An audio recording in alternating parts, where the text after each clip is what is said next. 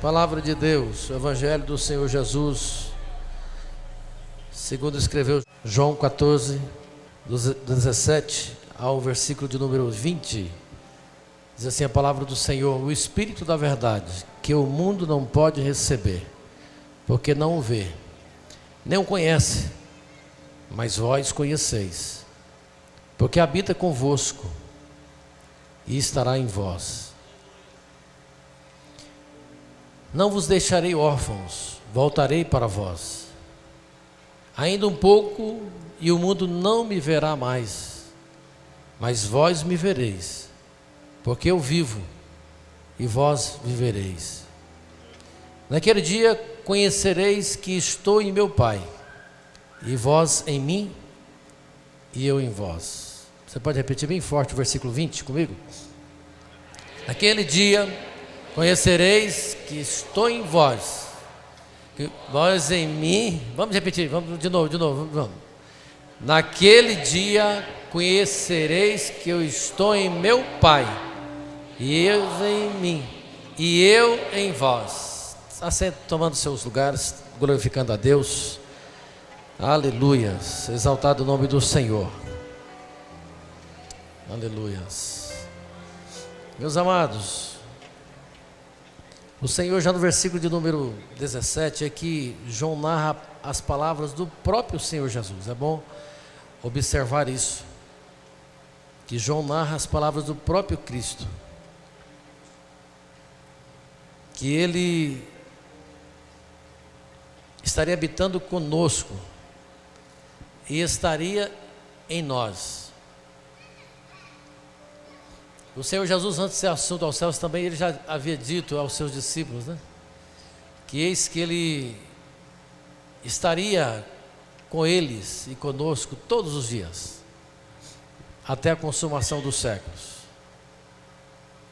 Mas é bom observar que essa palavra que o próprio Senhor Jesus disse aqui no versículo 20, que nós teríamos consciência de que Ele estava no Pai, e nós nele, no Senhor Jesus, e o Senhor Jesus em nós. A forma que o Senhor veio, de forma corpórea, habitou aqui entre nós, e realizou a obra da redenção, através do sacrifício na cruz, crucificando o seu próprio corpo na cruz, em parte foi para que nós pudéssemos entender um pouco do que é esse habitar num corpo, esse estar em um corpo. E aí ele vem fazendo essa colocação que Ele estava no Pai, que nós estávamos nele e que Ele estava em nós. E é bom observar que estar em você é bem diferente do que estar com você, E agora, muitas ilustrações eu tenho que usar o neto, deixa eu abusar aqui um pouco, Avô de primeira viagem é assim, viu, Kézia? É desse jeito. É diferente. Nós deixamos agora na nossa casa o Tito e a Milena. O Tito ficou com a Milena, para vocês entenderem a diferença. Ele ficou com a Milena lá na minha casa. Mas há menos de 30 dias atrás, ele estava na Milena. Vocês perceberam a diferença? Ele estava habitando dentro dela. É essa palavra que o Senhor Jesus está dizendo aqui, para mim e para você. E o que Ele realizou, a obra da redenção, a forma que Ele veio, habitou num corpo humano, foi para que eu e você entendesse um pouco do que é isso, do que é Ele habitar dentro de nós. E é interessante observar que, então, quando nós reconhecemos, aceitamos o sacrifício vicário de Cristo como uma obra suficiente para a redenção da minha alma, ela é uma obra totalmente perfeita. Ele próprio disse ao Pai que já estava consumado. É interessante que agora nós passamos a viver no Senhor Jesus. Ele disse que nós estaríamos nele, estamos dentro dele, do próprio Senhor Jesus. Quando o Senhor Jesus morreu, a palavra de Deus diz que todos morreram. Todos morreram. Mas é interessante que a partir daí, também ele ressuscitou. E Paulo chega a dizer que se nós não crêssemos na ressurreição, é vã então a nossa fé é vazia, e não resolveria o problema, nós estaríamos mortos com o Senhor. Mas ele ressuscitou, nós ressuscitamos com ele também, e assim recebemos a reconciliação e o ministério da reconciliação, e tudo mais que é do Senhor, nós também tomamos posse, nos apropriamos de tudo que era dele. Então, juntamente com essa redenção que nós recebemos, o perdão dos pecados, nós não recebemos apenas algumas dádivas do Senhor Jesus, algumas virtudes do Senhor Jesus, não.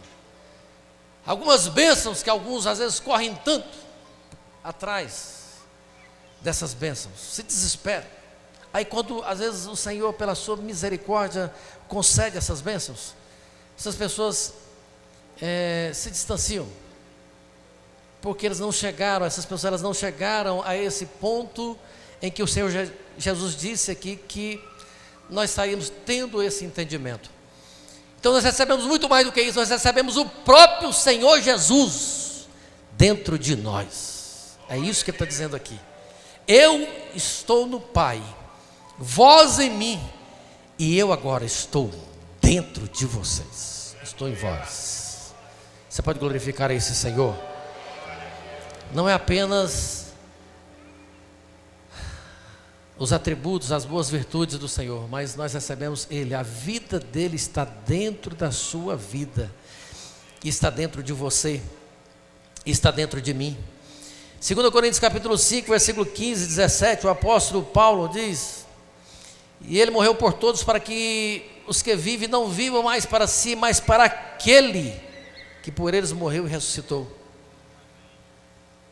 Então, se nós passamos a ter a vida nele agora, nós estamos nele, nós vivemos então a vida do próprio Senhor Jesus. Mas para aquele que por eles morreu e ressuscitou, assim que daqui por diante, versículo 16, a ninguém conhecemos segundo a carne, e ainda que também tenhamos conhecido Cristo segundo a carne, contudo agora já não conhecemos deste modo. Nós não conhecemos mais Cristo apenas como um Cristo histórico, como infelizmente muitos conhecem, e para muitos inclusive a sua relação com Cristo parou quando Cristo morreu, e eles continuam adorando esse Cristo morto, esse Cristo crucificado. Mas aí Paulo chega a dizer no versículo 17 desse mesmo capítulo, a igreja de Corinto, assim que se alguém está em Cristo, então nós estamos em Cristo, o que nós somos? Agora a vida de Cristo, nós somos novas criaturas, novas criaturas. As coisas velhas já passaram, você vive a nova vida agora, a vida do Senhor Jesus, a vida de Cristo. E aí o Senhor chega a dizer aqui a todos quantos, né? Isso não é privilégio de alguns, mas a todos quantos. Eu disse que nós devemos receber o projeto realizado pelo Senhor como totalmente suficiente na minha e na sua vida. E a esses foi dado o direito então de se apropriar dessa vida do próprio Deus como seu Filho bendito, e recebendo diretamente do Senhor.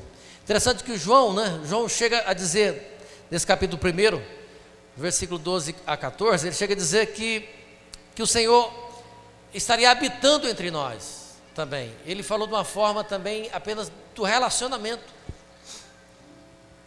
e que nós receberíamos a filiação como filhos. E é interessante observar que o Senhor vem falando algo maior dessa habitação. E nós somos templos separados para o Senhor, então, a partir de então. A partir desse momento, nós somos templos consagrados ao Senhor. Paulo chega a dizer na mesma carta aos Coríntios, capítulo 3, versículo 17, diz que porque nós somos templo de Deus, e se você é templo de Deus, você é santo. Nós somos santos, separados. E na segunda carta, no capítulo 6, versículo 11 a 17, eu quero fazer menção com vocês esses versículos. Ó Coríntios, a nossa boca está aberta para vós, o nosso coração está dilatado. Não estáis estreitados em nós, mas estáis estreitados nos vossos próprios afetos. Ora, em recompensa disso, falo a filhos, dilatai também o vosso coração. Não vos prendais a julgo desigual como os infiéis, porque que sociedade tem a injustiça com a justiça, e que comunhão tem a luz com as trevas, e que concórdia há entre Cristo e Belial, ou que parte tem o fiel com o infiel? Olha o versículo 16. E que consenso tem o templo de Deus com os ídolos?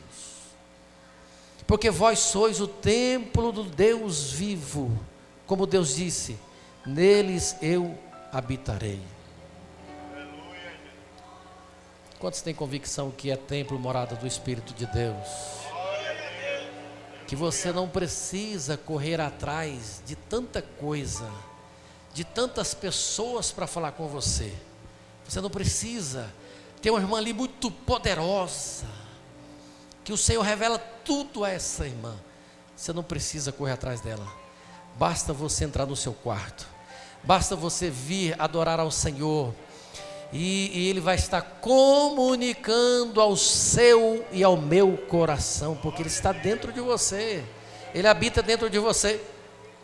Neles habitarei e entre eles andarei, e eu serei o seu Deus, e eles serão o meu povo. Por isso saí do meio deles, sai, apartai-vos. Nós não fazemos parte. E como Paulo disse, dilatai o vosso coração para aquilo que a palavra de Deus está dizendo. Vamos afastar do jugo desigual. Nós não temos aliança com o mundo, né? E aí Jesus continua fazendo a sua instrução, que mesmo nós sendo templo do Senhor, ligados no Senhor, vivendo a vida do Senhor, mas Ele disse no capítulo 15, no versículo 4, que vocês precisam permanecer em mim. Permanecer em mim, eu vou permanecer também em vós. Porque se nós não permanecermos no Senhor, e tem alguém também que fala que é impossível você não permanecer no Senhor, e é possível. O próprio Senhor Jesus está dizendo aqui que é totalmente possível nós virarmos as costas para o Senhor Jesus, nós rejeitarmos o sacrifício dele, através da dureza do nosso coração, através da nossa vida distante do Senhor. Como a vara de si mesmo não pode dar fruto se não estiver na videira, assim também vós, se não estiverdes em mim. Mas a necessidade de permanecer. Aí o Senhor Jesus nos orienta como que nós vamos permanecer nele também. É nesse convívio também como igreja do Senhor. Ele chega a dizer em João capítulo 6, versículo 56, que quem come a minha carne e bebe o meu sangue, esse ou essa permanece em mim, e eu permanecerei nele. Comer a carne, beber o sangue do Senhor, fala desse alimento para o corpo espiritual, dessa relação do convívio do corpo de Cristo, que é a sua igreja. E nós vamos nos fortalecendo, nós vamos renovando as nossas forças, através desse convívio como igreja do Senhor Jesus. O que nós vamos participar daqui a pouco é apenas o símbolo desta comunhão e daquilo que nós nos alimentamos, que é a palavra do Senhor, que é a comunhão como igreja do Senhor, que é o nosso relacionamento como membros desse corpo. Por isso Jesus disse que se nós continuar nos alimentando dele, da sua palavra que dessa comunhão perfeita nós vamos sim permanecer nele. Mas o Senhor habita dentro de cada um de nós, irmãos, para ter um relacionamento pessoal conosco, íntimo. Tudo do Senhor começa em mim, a partir de mim, começa a partir de você. O Senhor não trabalha com sobrinhos espirituais, né? Com netos espirituais, não, o Senhor não trabalha com isso. Ele trabalha sempre ali com parentesco de primeiro grau.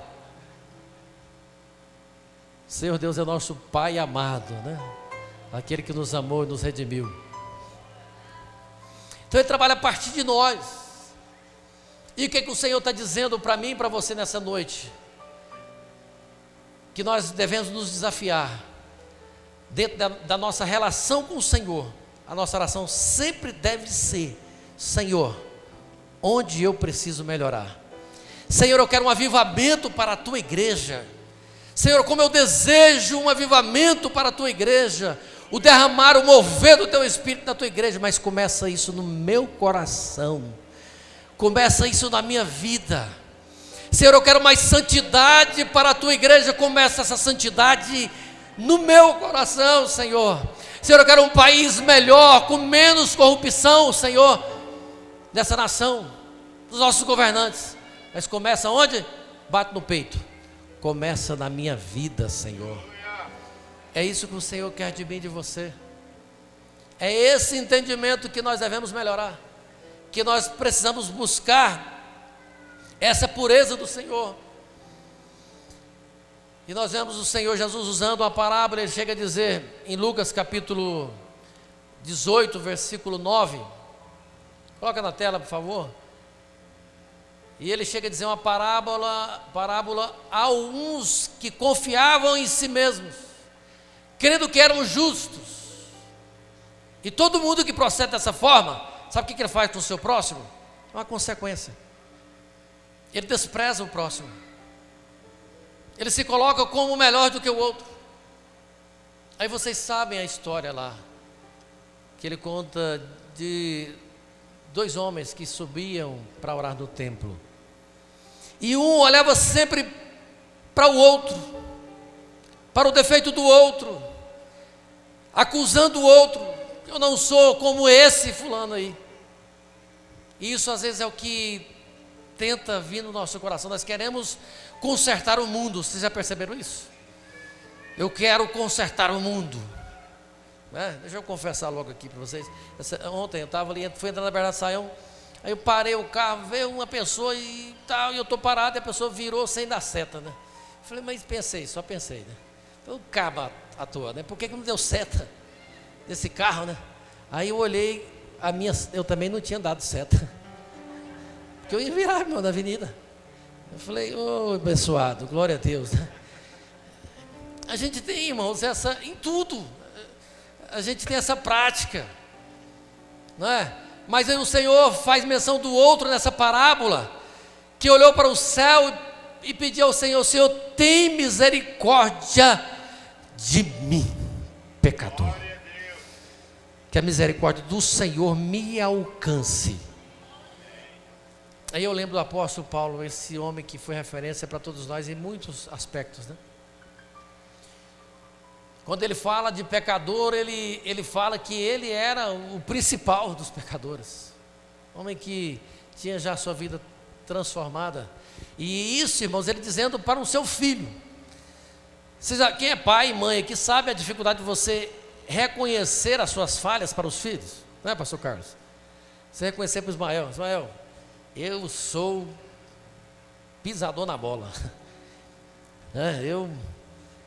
Eu sou. Aí ele chega a dizer para Timóteo, no capítulo 1, lá da primeira carta, ali do versículo 14 por 16, ele fazendo menção que Cristo veio ao mundo para salvar os pecadores, dos quais eu sou o maior deles.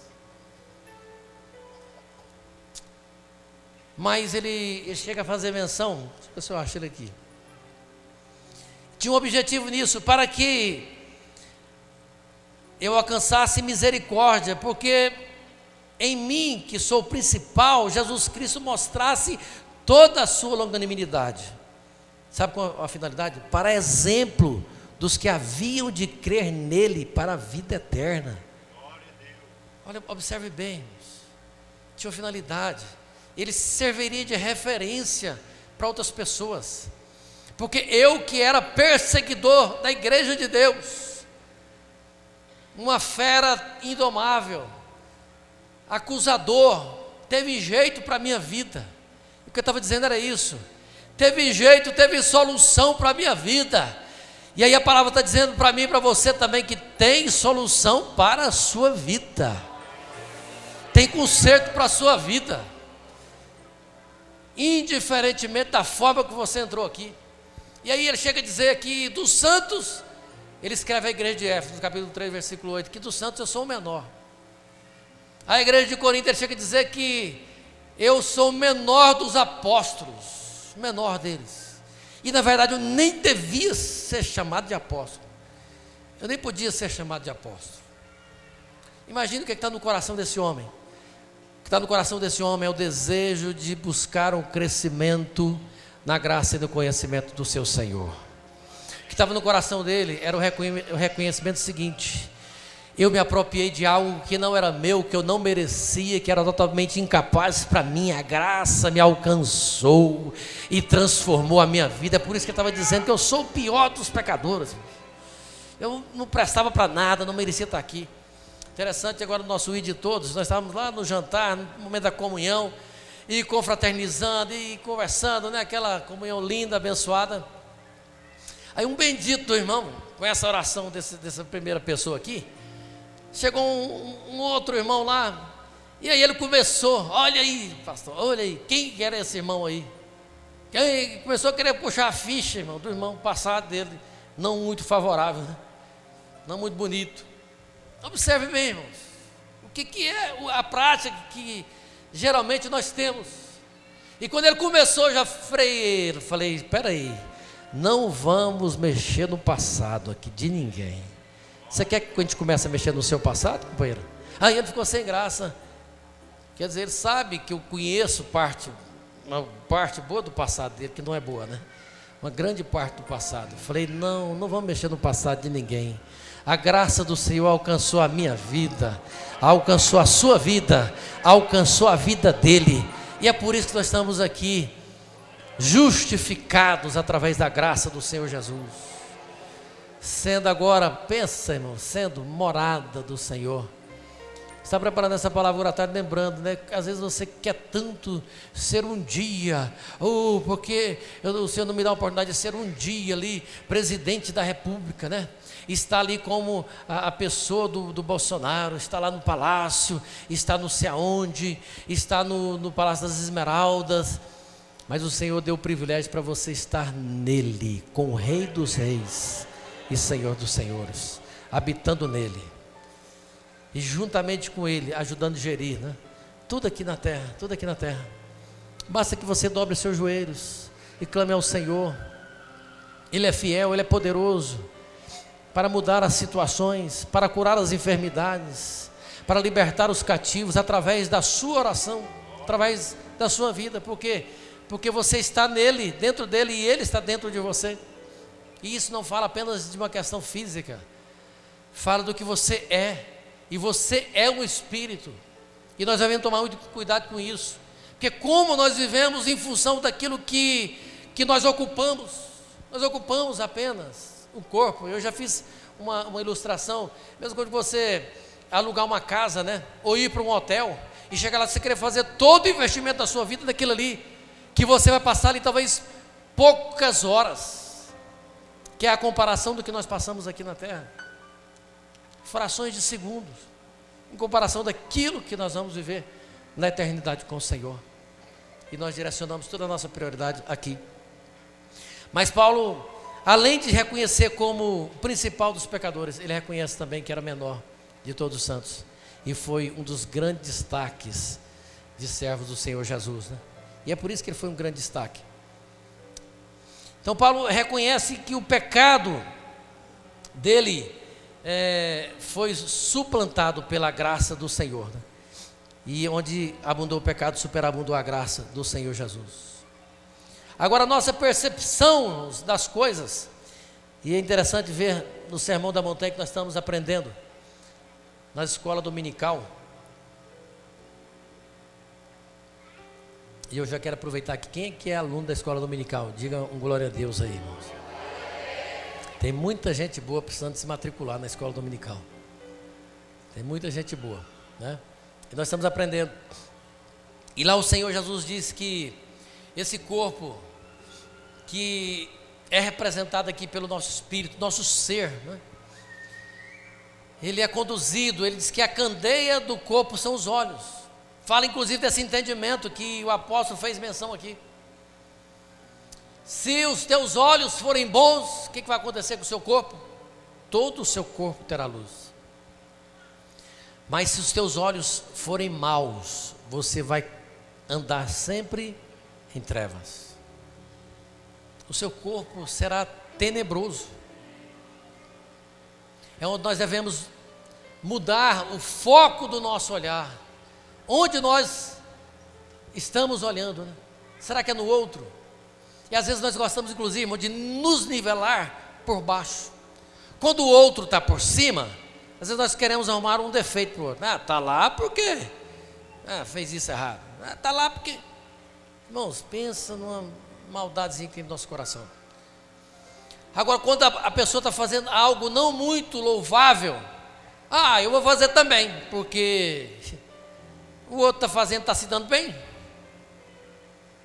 A irmã lá faz isso, faz aquilo, tem oportunidade, então eu vou fazer também. A gente gosta, irmão, de nos nivelar por baixo, de buscar a questão mais cômoda, né? Mais tranquila, mais fácil. E nós estamos aqui na igreja, para buscar o aperfeiçoamento por cima, buscando a referência do próprio Senhor que nós servimos, né? Aleluia. Você pode glorificar ao Senhor? Naquela parábola que eu fiz menção do publicano e o fariseu, interessante que logo na sequência, e talvez nós não observamos isso, né? O Senhor Jesus faz uma menção de algo muito lindo, né? Que nós vimos aqui hoje a apresentação das crianças. Logo no versículo 15, ele faz menção das crianças, né? Que deixasse as crianças vir a ele. No versículo 17, ele diz que em verdade vos digo que qualquer que não receber o reino de Deus como um menino, o que vai acontecer com ele? Não entrará no reino dos céus.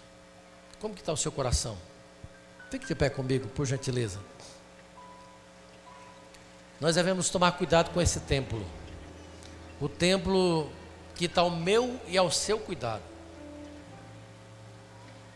Nos alimentar, nutrir a presença do Senhor Jesus.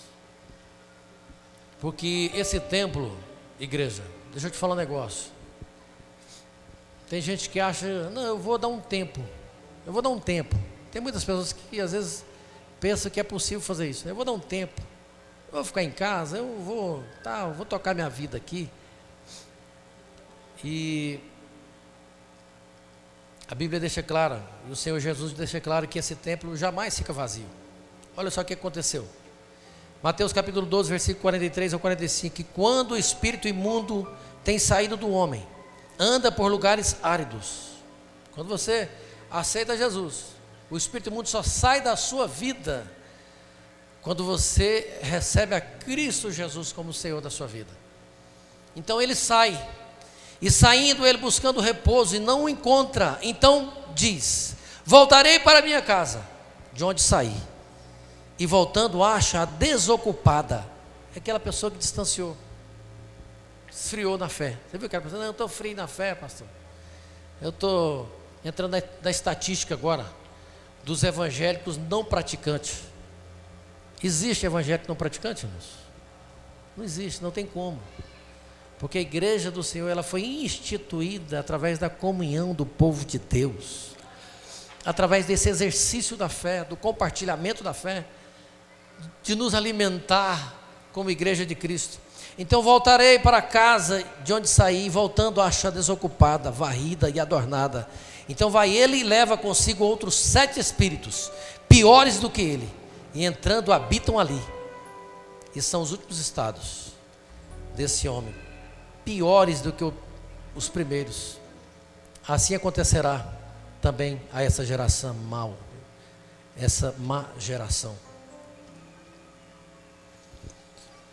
Mas a nossa esperança está sempre firmada no Senhor. Colossenses capítulo 1, versículo 26 e 28, eu já vou encerrando aqui essa palavra. Já vou encerrando e já convidando você que veio aqui nessa noite, que não aceitou a Cristo Jesus, não se apropriou do projeto da redenção, da morte do Senhor, você já pode sair do seu lugar e vir à frente. Ele diz que o mistério que estava oculto desde os tempos, todos os séculos, e em todas as gerações, e que agora foi manifesto aos seus santos, aos quais Deus quis fazer conhecer quais são as riquezas da glória desse mistério entre os gentios, que é Cristo em vós. Qual que é esse mistério? O mistério é esse, já foi revelado agora, já foi revelado pelo Senhor através da sua palavra. Cristo em vós, esperança da glória que há de vir para todos nós. A nossa esperança está somente no Senhor. É por isso que eu quero convidar você, que ainda não fez a sua decisão. Não existe outro meio, né? Se você não estiver em Cristo Jesus e Ele não estiver em você, na sua vida, fazendo habitação no seu coração, no seu ser, a condenação é certa para todos, todos, porque o salário do pecado é a morte e a morte eterna. Mas a esses que querem aceitar a Cristo, saia do seu lugar. Esses que querem fazer aliança com o Senhor, esses que querem, né, fazer como Paulo. Paulo chegou um momento que ele saiu de cena, escrevendo aos Gálatas, né? Ele falou: não, eu estou saindo de cena. Eu estou saindo de cena. Eu quero que Cristo viva em mim. Já não vivo eu, mas eu quero que o Senhor entre na minha vida e dirija a minha vida em todos os momentos dela. Eu quero crucificar a minha vida, o meu passado, tudo que tenho. E eu quero que agora eu possa viver a vida do Senhor. É isso que Ele quer para todos nós.